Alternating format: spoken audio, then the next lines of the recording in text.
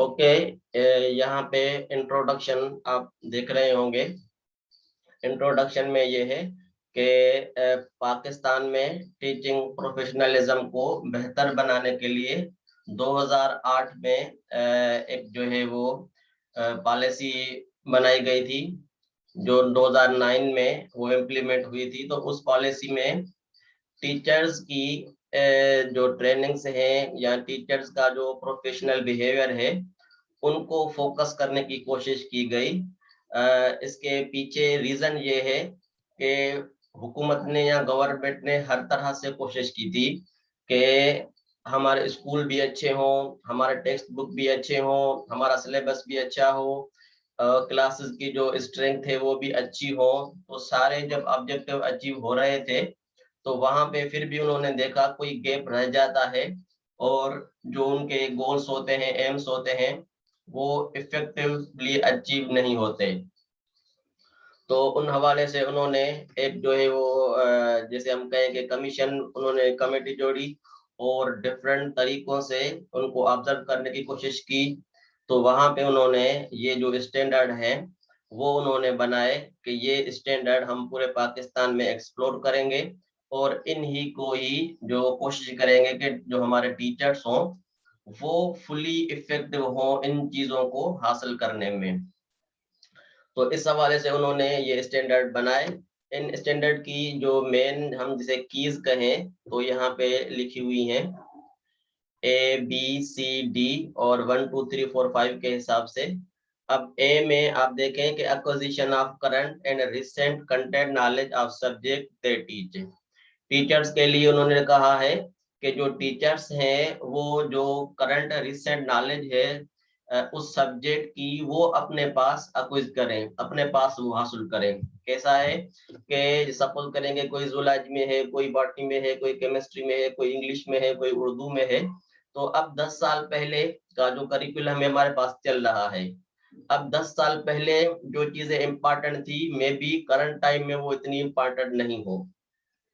हुकूमत ने देखा कि हमारा जो सिलेबस है या हमारा जो करिकुलम है वो टाइम टू टाइम चेंज तो होता है मगर लॉन्ग टाइम के बाद चेंज होता है। 10 इयर्स लग जाते हैं, 15 इयर्स लग जाते हैं, मगर जो नॉलेज का जो फ्लो है वो चेंज होता है। टेक्नोलॉजी चेंज हो रही है और चीजें चेंज हो रही हैं, तो हमारा जो मटेरियल हो वो भी उस हिसाब से हो जैसे कि करंट सिचुएशन चल रही है।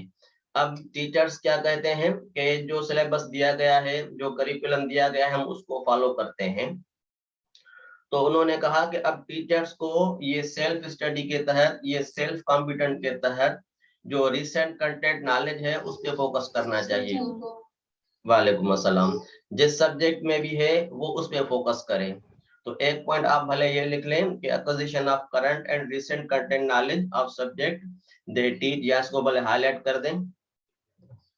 सेकंड जो एम है इस स्टैंडर्ड का वो है use of broad knowledge of instruction tools, strategies and pedagogical skills. Second उन्होंने कहा ये चीज शो करने की कोशिश की कि टीचर्स जो भी टीच कर रहे हैं तो सेम स्ट्रेटजीज यूज कर रहे हैं, सेम जो है वो तरीके यूज कर रहे हैं। अब इनको क्या चाहिए कि डिफरेंट जो है वो टूल्स, स्ट्रेटजीज या पेडागोजिकल स्किल्स या टीचिंग स्किल्स वो अप्लाई करें। जैसे शुरू में था कि लेक्चर मेथड, अब उन्होंने देखा कि लेक्चर मेथड इतना इफेक्टिव नहीं है।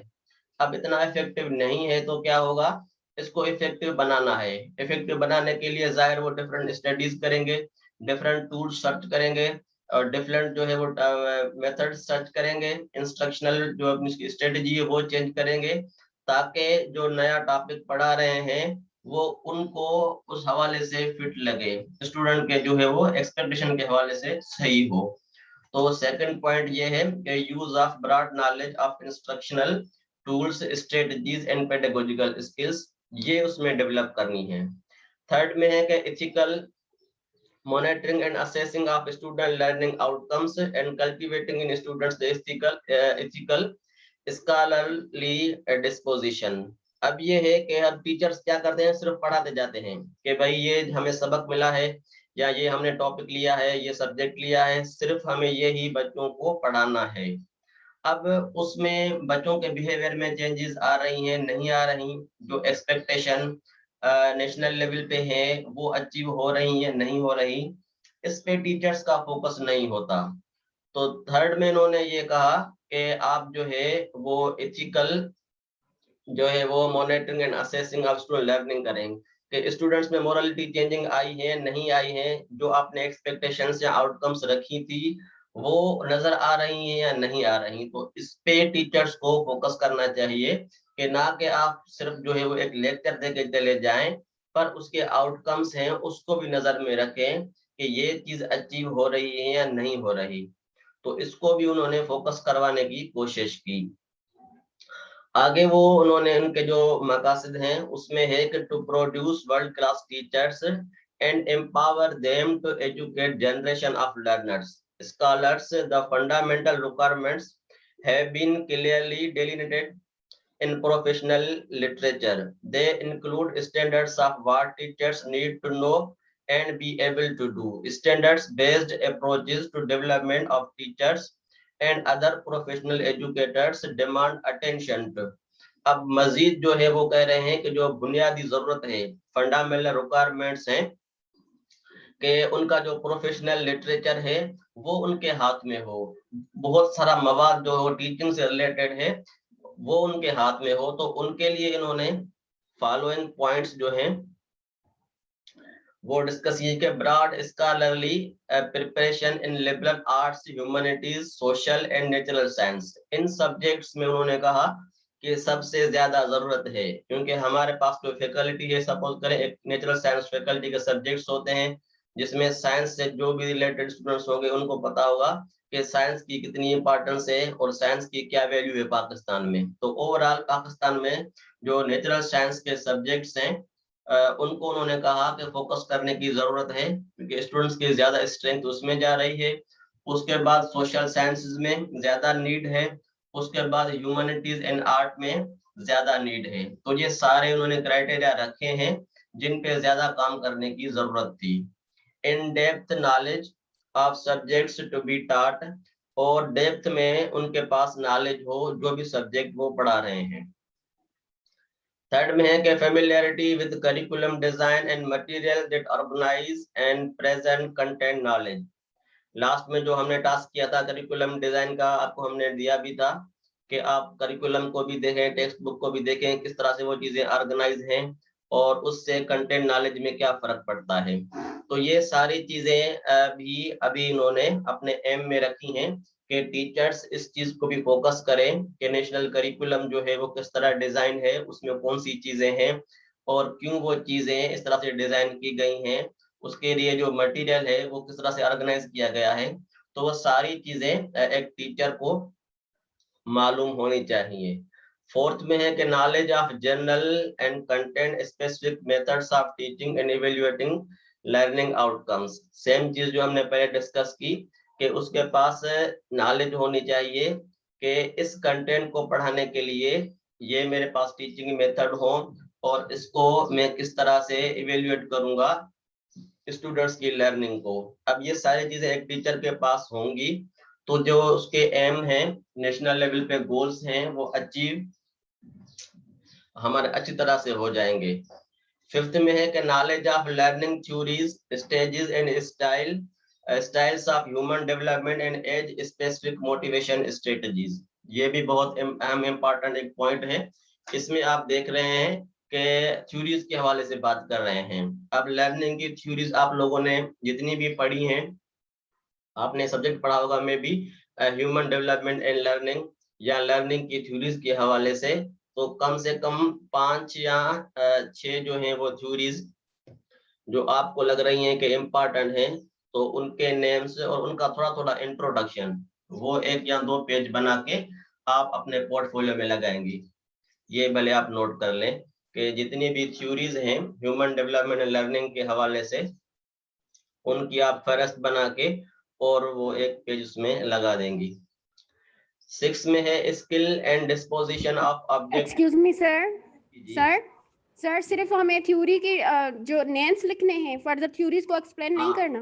नहीं, बस सिर्फ ये लिखें कि एक थ्योरी है पेवलोव की, ठीक है, उसका नाम लिख दिया और थोड़ा लिखें कि ये थ्योरी मीन्स किस कॉन्टेक्स्ट में हमारी हेल्प कर सकती है, हम बना सकते हैं। क्योंकि बिहेवियर के लिए उसमें कोई डॉग का जो है वो थोड़ा जिक्र है, बस सिंपल 3 या 4 लाइन्स में उसको लिखेंगे, आप ज्यादा नहीं लिखेंगे कि ये थ्योरीज हैं जो हमें हेल्प करती हैं टीचिंग में, स्टूडेंट्स को ऑब्जर्व करने के लिए, स्टूडेंट्स को जो है वो असेस करने के लिए, या स्टूडेंट्स का बिहेवियर चेंज करने के लिए।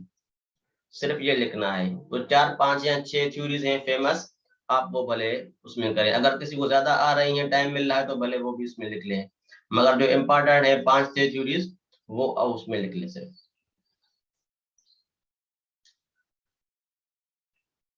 6 में है skill and disposition of objective and ethical assessment of self and students.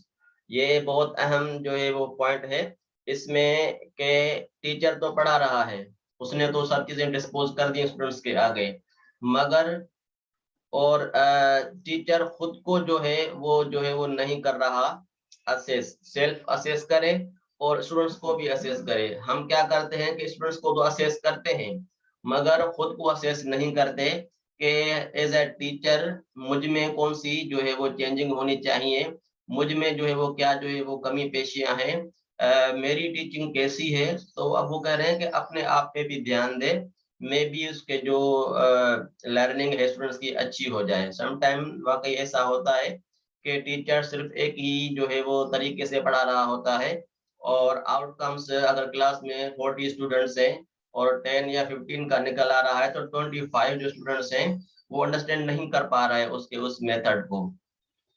तो ये चीज सेल्फ असेसमेंट के है कि टीचर खुद को भी असेस करे, वो देखे। सर टीचर खुद को कैसे असेस कर सकता है? आई मीन इसके लिए भी हमें रिसर्च करनी पड़ेगी?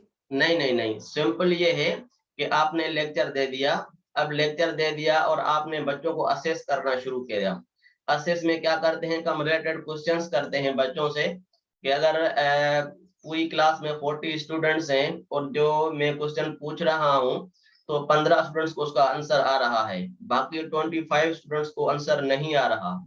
अब ये नहीं है कि 25 स्टूडेंट्स सारे के सारे डल होंगे, उनको नहीं आते होंगे। इनके कहने का मकसद ये कि मे बी जो टीचर ने मेथड अप्लाई किया है वो मेथड सही नहीं हो। फिर टीचर क्या करेगा कि जो 25 स्टूडेंट्स हैं उसके लिए वो रीटीच करेगा और दोबारा वो ही लेक्चर हाइलाइट्स में पेश करेगा। मीन्स अपना मेथड वो चेंज करेगा। अब वो जो मेथड चेंज कर रहा है मीन्स खुद को वो असेस कर रहा है कि मैंने जो पहले बिहेवियर स्टूडेंट्स के आगे रखा था उसमें क्या हुआ कि स्टूडेंट्स बहुत कम जो है वो मेरे पास मुतवज्जा हुए। फिर उसने अपने आप को असेस करके फिर दोबारा जो टीच किया तो उसको लगा कि 25 तक मैं पहुंच गया हूं, अभी तक 15 स्टूडेंट्स हैं जिनको वो आंसर नहीं आ रहा। तो इस तरह से वो अपने आप को असेस करेगा और कोशिश करेगा कि ज्यादा से ज्यादा मेरे स्टूडेंट्स जो हैं वो मुझको अंडरस्टैंड कर सकें। तो ये सेल्फ असेसमेंट है। सर जो micro teaching, excuse me sir, जो माइक्रो टीचिंग है वो भी एक असेसमेंट ही है ना? हाँ, वो सिर्फ असेसमेंट होती है, एक स्किल की असेसमेंट होती है।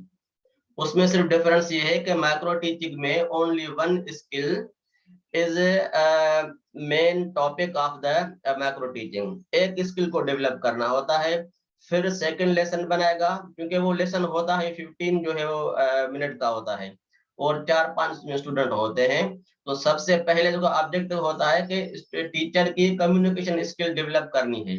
अब वो क्या करते हैं कि टीचर पढ़ा रहा होता है, सिर्फ उसकी जो कम्युनिकेशन स्किल है उसको फोकस करते हैं कि कैसे बोल रहा है, वर्ड्स डिफिकल्ट बोल रहा है, आसान बोल रहा है, या बोरिंग बोल रहा है, या बच्चों के लेवल से ज्यादा जो कॉम्प्लेक्स वर्ड्स बोल रहा है। तो एक स्किल को डेवलप करते हैं, फिर दोबारा न्यू लेसन बनाता है, फिर दूसरी स्किल होती है उसकी राइटिंग बोर्ड सपोज करें, उसको कोशिश करते हैं कि आप ज्यादा से ज्यादा बोर्ड यूज करें और वो आपकी अपनी स्किल डेवलप हो।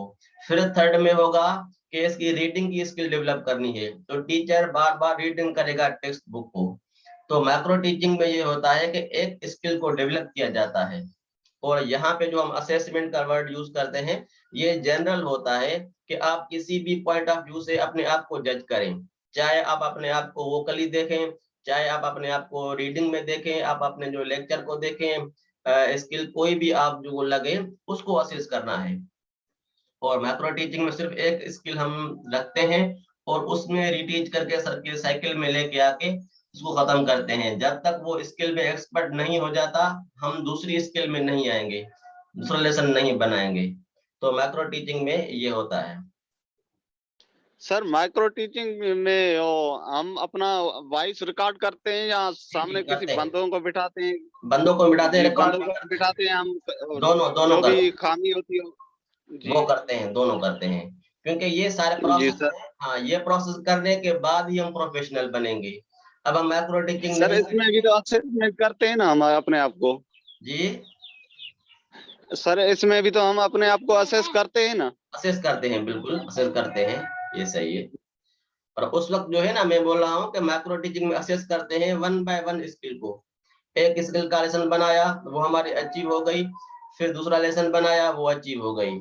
अब जब हम टीचिंग में जाते हैं तो वहां पे हमें एक को नहीं देखना होता, अपने आप को ओवरऑल देखना होता है कि मुझ में कौन सी जो है वो कमी थी, जो मेरे स्टूडेंट्स की लर्निंग अच्छी नहीं हुई। तो ये मेन रीजन सर है। जी जी, सर इसके लिए हम अपने कलीग की हेल्प ले सकते हैं ना? आई ले मीन सकते कोई हैं, अगर दूसरा टीचर हो तो उसे एज अ ऑब्जर्वर बिठा सकते हैं हटा क्लासरूम सकते हैं। में, तो हाँ, वो तो ये, हाँ ये है कि इसीलिए हम बीएड में क्या करते हैं कि जो टीचिंग प्रैक्टिस एक सब्जेक्ट होता है, उसमें हम स्टूडेंट्स को भेजते हैं मुख्तलिफ स्कूल्स में, ताकि ग्रुप में स्टूडेंट्स जाते हैं स्कूल में, वहां पे टीचिंग करते हैं। फिर वहां पे क्या होता है कि 5 स्टूडेंट्स होते हैं तो 2 टीच करते हैं और 3 उसको ऑब्जर्व करते हैं। फिर सेकंड क्लास होगी तो वो 2 बैठेंगे और 3 उसको ऑब्जर्व करेंगे। इस तरह से वो 15 या 1 मंथ के वहां पे इंटर्नशिप पे होते हैं। तो ये सारी चीजें जो हम डिस्कस कर रहे हैं वहां पे वो करके आते हैं, ताकि उनको भी जो वो चीजें एज ए टीचर मुझे मालूम नहीं होती कि जी मेरी। सर जी, बिल्कुल सही है बात आपकी। तो वो ये सारे प्रोसेस करके फिर आखिर में हम बनते हैं प्रोफेशनल जो टीचर। तो ये कहते हैं कि ये सारा प्रोसेस आप बच्चों को करवाएं, इससे पहले ये नहीं था। इसमें सिर्फ लोग जो है वो घरों से बीएड करते थे या ऑफ कैंपस से कर लिया, अलामा इकबाल से कर लिया। तो एक टीचिंग का जो माहौल है वो नहीं बन रहा था। अभी रेगुलर क्लासेस में या ये 1.5 या 2 जो इन्होंने स्टार्ट किया है, तो इन्हें फोकस रखा है कि आप प्योरली टीचर पैदा करें, उनके पास नॉलेज हो, सारा मटेरियल हो। जैसे आपको ये सारी नॉलेज मिल रही है, तो अब आपके हाथ में सारी चीजें हैं। आप जैसे ही किसी स्कूल में जाएंगी तो आप ऑटोमेटिक ये कहेंगी कि ये थ्योरीज हमने पढ़ी हैं, ये चीजें हमने पढ़ी है, मैं खुद जाके इसको इम्प्लीमेंट करूं। जब आप खुद को इम्प्लीमेंट करेंगी तो टीचिंग की क्वालिटी बेहतर होती जाएगी और सब लोग जो है वो आपसे इम्प्रेस भी होंगे और एक नया जो सिस्टम भी हमारा स्टार्ट हो जाएगा। अच्छा, आगे है इसमें 6 पॉइंट हो गया। 7 पॉइंट में है कि adherence to a code of professional conduct and foster creative teachers with construction and critical judgment to refine and improve the system of education and human resource development। Last point जो आ गई हमने अभी discuss की, ये सब सारी चीजें हम जब करते रहेंगे और क्रिटिकल जजमेंट जैसे हम कहते हैं, माइक्रो टीचिंग का एग्जांपल आ गया। तो ये सारी चीज जब आपस में टकराव में आएंगी और ये चीजें रिफाइन होंगी, फिर टकराव में आएंगी तो जाहिर है क्रिटिकल बन जाएंगी। जो चीज हमें पसंद नहीं होगी, जो चीज इफेक्टिव नहीं होगी, वो ऑटोमेटिक यहाँ से रिमूव हो जाएगी। और जब वो चीजें खराब जो है यूजलेस है रिमूव हो जाएंगी, तो मीन्स हमारा सिस्टम जो है वो इम्प्रूव हो रहा है। सिस्टम इम्प्रूव का होना मीन्स पूरे निजाम का, एजुकेशन का जो भी निजाम है वो एक न्यू तरफ से जो है वो इंट्रोड्यूस हो जाएगा। उसके बाद है कि and human resource development. Human resource development का मतलब है कि जो भी जहाँ पे काम कर रहा है, टीचर्स जहाँ पे काम कर रहे हैं, इसको कहते हैं ह्यूमन रिसोर्स डेवलपमेंट। कि टीचिंग की जो क्वालिटी है, जो ह्यूमन टीचिंग को अपना रिसोर्स बना रहे हैं, वो डेवलप हो रहे हैं। हम टीचर्स हैं तो हम क्या कर रहे हैं कि अपनी टीचिंग को बेहतर कर रहे हैं। मीन्स अपना जो हमारा जो रिसोर्स है, जो वसीला है, वो टीचिंग ही है, हम उसको डेवलप कर रहे हैं। जब ये सारा सिस्टम जहाँ जहाँ पे भी जो है वो बीएड एमएड कराई जाती है और इन चीजों को फोकस किया जाएगा, तो जितना भी ह्यूमन रिसोर्स है belong to the teaching professionalism, ये सारा बहुत इफेक्टिव और अच्छा हो जाएगा। अब ये जो हमने अभी इंट्रोडक्शन पढ़ा, ये सिर्फ था कि नेशनल प्रोफेशनल स्टैंडर्ड्स की बनाने की वजह क्या थी, what was the reason behind it. तो ये आपने आई होप कि अंडरस्टैंड कर दिया होगा कि क्या रीजन था कि ये स्टैंडर्ड सारे बनाए गए हैं।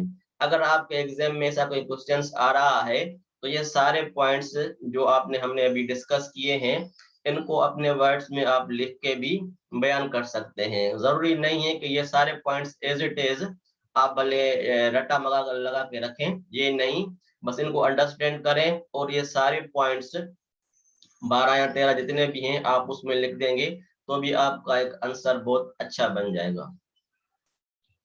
अब हम आते हैं, ये भी आप पहले रीड करें कि standard based teacher education and quality assurance, ये भी एक एम है। इससे क्या होता है कि जो टीचिंग की क्वालिटी है वो बहुत जो है वो अच्छी हो जाती है। और जैसे हम कहते हैं ना कि क्वालिटेटिव किसी भी चीज की, तो ये है इसमें आ जाती है। एक होता है क्वांटिटेटिव, एक होता है क्वालिटेटिव। क्वांटिटेटिव में क्या होता है कि number of teachers are produced by the faculty of education, number of teachers are produced by the University of Sindh, number of teachers are produced by the universities of Sindh, number of teachers produced overall in Pakistan। तो ये जो quantitative है ये तो सिलसिला चलता है, मगर ये कहते हैं कि क्वांटिटेटिव के साथ आप क्वालिटेटिव जो है वो मयार को भी बेहतर बनाएं। तो क्वालिटेटिव मयार को बेहतर बनाने के लिए हम इस जो है वो प्रोफेशनलिज्म टीचिंग को बहुत अच्छा जो अच्छे तरीके से पॉलिश करके और रिन्यू करके उसमें हम लेके आते हैं। तो आप ये सेम चीजें हैं जो रिपीट हो रही हैं यहाँ पे, इसको भी देख लीजिएगा। यहाँ से अगर आपको कोई हेल्प मिल रही हो तो भले आप यहाँ से मटेरियल लेके अपने एक क्वेश्चंस को कंप्लीट कर सकती हैं। इसके बाद है हमारे पास ये डेटा दिया गया है, इसमें आप देख रहे हैं। इन स्टैंडर्ड को जो है ना हम एक वर्ड यूज करते हैं रुब्रिक, यहाँ पे भी लिखा होगा, मैं भी आपको जो डिफिकल्ट बस को रुब्रिक भी बोलते हैं इसको, कि कौन सी सीक्वेंस है। तो ये सारे नंबर ऑफ टीचर्स हैं, रूरल में अर्बन में मौजूद हैं। ये इस रिपोर्ट में उन्होंने देखा इतने टीचर्स हैं, इतने स्टूडेंट्स उसको पढ़ा रहे हैं, फिर भी टीचिंग क्यों नहीं जो है वो इम्प्रूव हो रही। तो ये सारा डेटा उन्होंने अपने उसमें लगा दिया है, तो आप भले तेजी है सकते हैं। ये teacher work force in Pakistan है, ये भी स्टाफ के मीन्स ये सारा डेटा है जो उन्होंने कलेक्ट किया था। कलेक्ट करने के बाद उन्होंने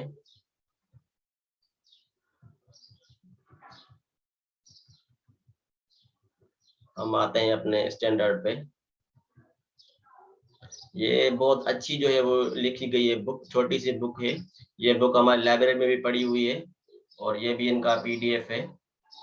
अब हम आते हैं अपने इस स्टैंडर्ड पे जो हमारे 10 स्टैंडर्ड हैं। अब ये जो स्टैंडर्ड है हमारे वो 10 स्टैंडर्ड है। इसको आप देखें। अब ये जो स्टैंडर्ड है ये आपको 10 याद हो सबसे पहले।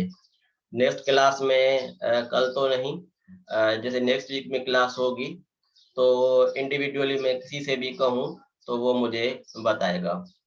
ये 10 स्टैंडर्ड्स के नेम ये है। ये सबसे पहला स्टैंडर्ड है वो है subject matter knowledge. Second standard है human growth and development. Third standard है knowledge of Islamic ethical values social life skills. Number 4 है instructional planning and strategies. Number 5 है असेसमेंट। नंबर 6 है लर्निंग एनवायरनमेंट। नंबर 7 है effective communication and proficient use of information communication technology. Number 8 है collaboration and partnership.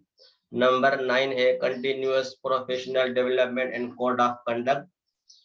और number 10 है teaching of English and second foreign language ESL और EFL। ESL का मतलब है English as a secondary language और EFL का मतलब है कि English as foreign language.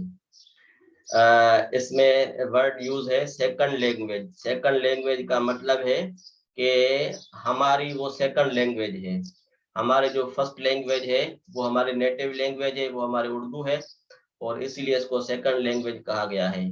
America वाले इसको अपना फर्स्ट लैंग्वेज लिखेंगे, और जो कोई और ज़बान वहां पे यूज होगी तो उसको फिर वो सेकंड लैंग्वेज के तौर पे यूज करते हैं। अब ये देख रहे हैं आपके 10 स्टैंडर्ड हैं, इनकी इम्पोर्टेंस, इनकी वैल्यू, इनका इस्तेमाल, इनकी यूज ये आगे है।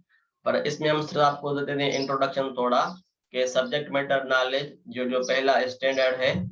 अब इस स्टैंडर्ड को जब टीचर एज ए क्लास में जाता है, पढ़ाता है, तो टीचर उसको कैसे देखता है, एक तो इसकी ये चीज है जो यहाँ पे हम नीचे हम जाते हैं, ये देखें। अब ये यहाँ पे आप देखें कि नॉलेज एंड अंडरस्टैंडिंग, एक तो यहाँ पे लिखा हुआ है, सेकंड में बी है डिस्पोजिशन, और थर्ड में है परफॉर्मेंस एंड स्किल्स। ये तीन जो एरियाज हैं ये हर स्टैंडर्ड में है, हर स्टैंडर्ड में ये तीन एरियाज हैं। ये आपको याद भी करना है और इसको अंडरस्टैंड भी करना है।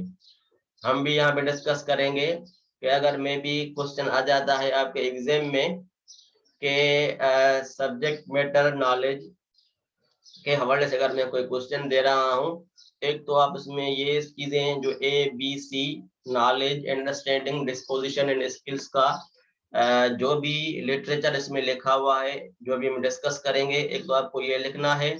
सेकंड को हम इसको लिंक करते हैं इससे, ये भी हमने शेयर किए थे आपसे, ये rubric for the national professional standards for teachers in Pakistan.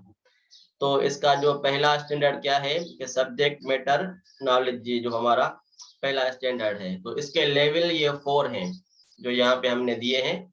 In level को उनसे टच करेंगे हम, तो ये भी हम इसकी एक प्रैक्टिस करेंगे, फिर आपको इंशाल्लाह अंडरस्टैंड हो जाएगा। इसमें 6 मिनट बाकी है सेशन में कंप्लीट होने में, फिर आप दोबारा रीज्वाइन कीजिएगा जैसे ये डिस्कनेक्ट हो जाए। सर एग्जाम में कोई भी स्टैंडर्ड दे सकते हैं, फिर हमें सबके एरियाज भी पढ़ने होंगे? जी जी बिल्कुल बिल्कुल। अगर मैं आपको दे रहा हूँ कि 2 स्टैंडर्ड लिखें कोई भी, तो 2 के आप ये जो वो एक तो इसका यस हो जाएगा, जैसे लिखा सब्जेक्ट मैटर नॉलेज, इनकी 3 चीजें ये हैं, इनको एक्सप्लेन करेंगी, प्लस में उसके लेवल में जो भी आ रहे हैं उसको करेंगी, क्योंकि ये एक साथ हैं। एक स्टैंडर्ड कंप्लीट तब होगा जब आपके इसके लेवल और सब लेवल जो है वो याद करेंगी, ये तब जाके एक कंप्लीट होगा। अगर मैं एक ही दे रहा हूँ तो आप भले वो एक कोई वो रखें, और अगर मैं दो दे रहा हूँ तो आप 2, और अगर मैं दे रहा हूँ कि आप सिर्फ नाम लिखें और किसी भी एक को एक्सप्लेन करें तो भी आप इस तरह से कर सकती हैं, ये डिपेंड करता है उस सिचुएशन पे। पर आपको क्या करना है कि ये 10 स्टूडेंट्स के नाम याद करने हैं, और इसके सब जो ये लेवल हैं, कि जैसे source of the lesson content है, ये इसका 1.1 है, ये इसको कहते हैं सब स्टैंडर्ड, और 1.2 में understanding of the subject matter knowledge curriculum, और थर्ड में है कि टीचिंग के हवाले से 1.3 teaching strategies and pedagogy employed, क्या क्या करेंगी। तो हम एक आज स्टार्ट करते हैं। सबसे पहले ये है कि standard number 1 subject matter knowledge. अब आप एक जो आपके जहन में हो कि ये जो ऊपर हमने एक लिस्ट दी है, ये स्टैंडर्ड वाली, इसमें सिंपली ये देखें कि पहले ज्यादा डीप में जाने से बचने के लिए ये सब्जेक्ट मैटर नॉलेज मींस जिसमें भी आपका BA BSc MA जिसमें भी सब्जेक्ट है आपका इंटरेस्ट है, जिसमें आपने मास्टर्स किया है या BSc किया है, तो उसमें आपकी एक्सपर्टीज क्या है उनको हम फोकस करते हैं। सेकंड में क्या है कि ह्यूमन ग्रोथ एंड डेवलपमेंट है। अब ह्यूमन ग्रोथ एंड डेवलपमेंट इसको म्यूट कर दें।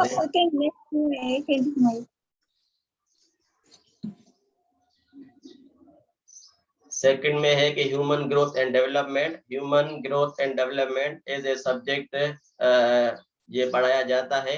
उसमें ये देखा जाता है कि जिस भी टीचर के पास सब्जेक्ट मैटर नॉलेज है, मीन्स अगर आपके पास जो है वो कोई सब्जेक्ट पढ़ा रहे हैं, चाहे मैथ है, हिंदी है, उर्दू है, तो जब आप पढ़ाने जाते हैं क्लास में, तो आपको देखना है कि जो मेरे पास स्टूडेंट्स बैठे हुए हैं वो उसको कहते हैं ह्यूमन, वो सारे ह्यूमन बैठे हुए हैं, उसकी ग्रोथ एंड डेवलपमेंट के हवाले से देखना है कि अगर बच्चों की एज ये है तो इसके लिए मुझे इस तरह की नॉलेज उनसे शेयर करनी है।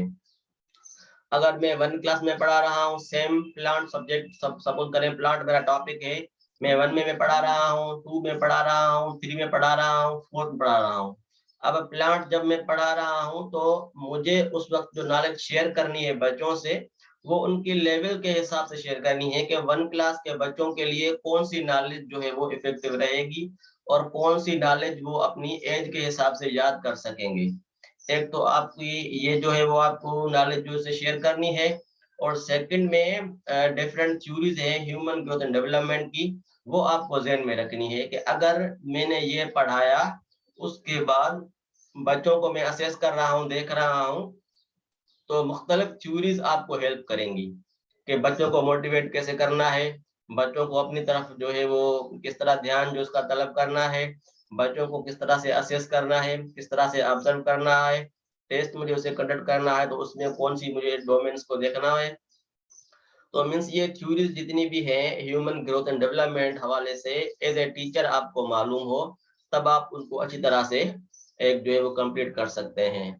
थर्ड में है कि knowledge of Islamic ethical values, social life skills.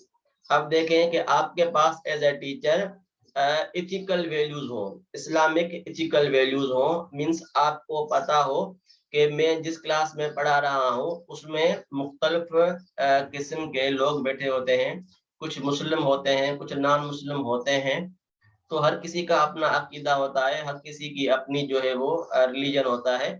हमें एज ए टीचर उनके किसी भी बिलीफ को जो है वो हर्ट नहीं करना। जहां भी हम जाएं, जहां भी पढ़ाएं, हमें इथिकल वैल्यूज मालूम हो। हम अगर कोई एग्जाम्पल दे रहे हैं तो वो एग्जाम्पल भी हम ऐसे देंगे कि किसी के रिलीजन को, किसी के मजहब को हर्ट नहीं हो।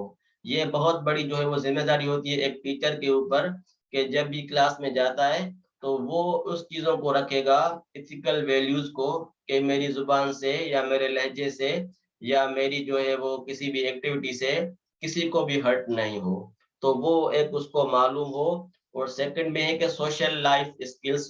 सोशल लाइफ स्किल्स का मतलब है कि जो ऐसी स्किल्स, ऐसा बिहेवियर जो समाजी तौर पे सबको एक्सेप्टेबल हो, वो चीज आपको अपनानी चाहिए। ऐसा बिहेवियर आपको, ऐसी आपको वो नहीं हो कि आपके ये कहें कि ये सिर्फ ब्यासनेस में आ जाए। सपोज करेंगे अगर कोई मेल टीचर है और वो पढ़ा रहा है तो वो मेल और फीमेल स्टूडेंट्स दोनों को एक तरह से जो है वो रखेगा। अगर कोई फीमेल टीचर